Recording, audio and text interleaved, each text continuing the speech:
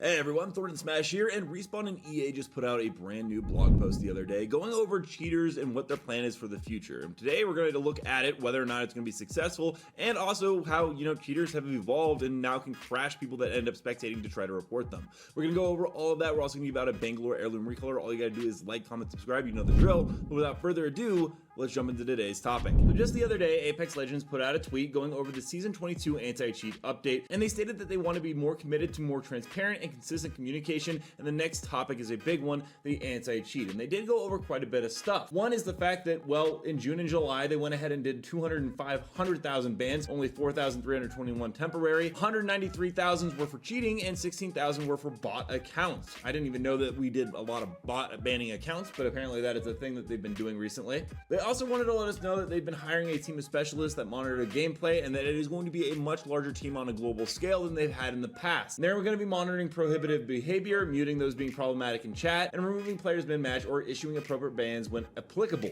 And they wanted to let us know that they've actually expanded the team to 24/7 coverage and are now better equipped to monitor this. Along with that, they went over the EA anti-cheat, which they did confirm is a kernel level anti-cheat service, and that they have been employing additional layers of protections designed to detect, disrupt, and disable cheating software. They did also state though that they can't share specific on these tools. We're going to talk about that in a second because it is kind of an issue, and that they have improved their match review capabilities and allowed us to evaluate flagged instances faster and more efficiently. And the last thing they went over was thank you for the reports. Alongside our growing teams, reporting is one of the biggest things that we as a community can do. However, if you're unable to report in game, which is another thing we're going to talk about in a second because that is also an issue, you can also go ahead and report players via EA help, and concerning game vulnerabilities or anti-cheat bypasses, you can actually report via the CVD program. Now, there was a mixed reaction from the community about this. iLoot Games actually had a pretty good take on it, saying, well, transparency and communication is great. The article doesn't really tell us much, despite what the replies may be trying to imply. I think the same info could be shared in a more creative way to actually help the community feel at ease. And he's not wrong. A lot of what they said is this is what we've been doing, not what we are going to be doing going forward. Maybe a little bit with the hiring more people, but that also seems like something they've been doing in the past. Now, going back to that,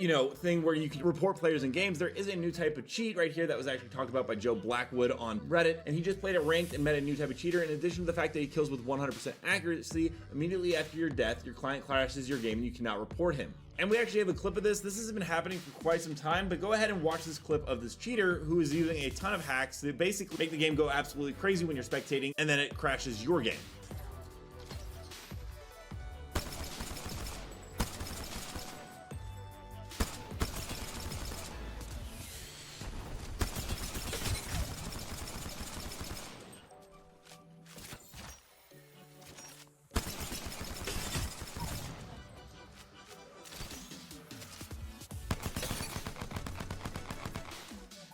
So yeah, that can be a little frustrating based on the fact that if you try to report them, you instantly get knocked. The best thing there to do is the fact that Respawn did actually say that you can now do it via EA help to report the players, but you might only get a chance or two to take down their name or any information you need. And while they are doing a ton of bans with over 100,000 each month, there is a slightly other big issue with that because, well, Noko actually interviewed a cheater the other month, and what he found was pretty scary if we're talking about, what's going to happen for the future of the game. I'll play the clip right here. Okay, yeah. How much do the cheats cost? Is it a monthly subscription? Is it a one-time buy?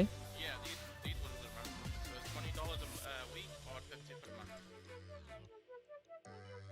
So not only are the cheaters paying up to like $300 a month for cheats, but they have so many extra accounts that even with all these bans going off, which might be the same cheater over and over and over again, because let's be honest, 100,000 cheaters is a lot, so it's likely the same people. Because they're not hardware banned or permanently banned, they're just going to keep coming back, and that's mainly because, well, Apex Legends is a free-to-play game, which is one reason why a lot of us love playing it, but also it has its vulnerabilities in that system. And there are some player opinions on how to do this. Freddy Fazmuzzle says hardware ban them, stop banning accounts. However, right below that, there's a conversely opposite opinion saying, due to the amount of false bans Respawn and EA do without even responding to customer support, it would be a really big issue. Not only that, because hardware bans no longer work, there are spoofers now that can find a new way around it. There is one other thought out opinion. Nothing getting better in Asia servers, account is too cheap. They should bind and ban the phone number to make sure it costs more.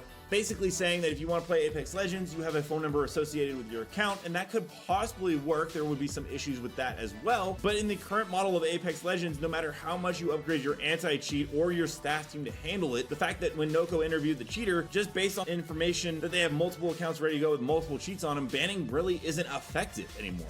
There has to be something done in a different direction. The other issue though, as talked about in that Reddit post, and Peak Panda actually goes over here as well, there's issues with the false bans. We went over it actually last season, how an Apex Predator was falsely banned due to false reporting by another player on accident. It took like 3 or 4 weeks for Respawn to overturn the ban, and I had to actually make a couple of videos on it and get some traction rolling on it. So while the anti-cheat transparency is great, I think we're gonna need Respawn and EA to actually go ahead and go a step above and come up with some new fresh ideas on how to permanently stop the cheaters. Otherwise, like we've talked about in this video a ton already, they're just gonna use alternate accounts, and this issue is never going to be solved, and it will continue to slowly decline and rot rank away. Let me know down below, what are your guys' thoughts on the current meta right now with the anti-cheat system, and Respawn and EA, do you think will be effective in this, or do you think it will continue to be a problem? Also, don't forget to check out this video right here by my editor Novell, who does amazing Apex Legends content, and until next time everyone, keep slaying in the Outlands. See you out there.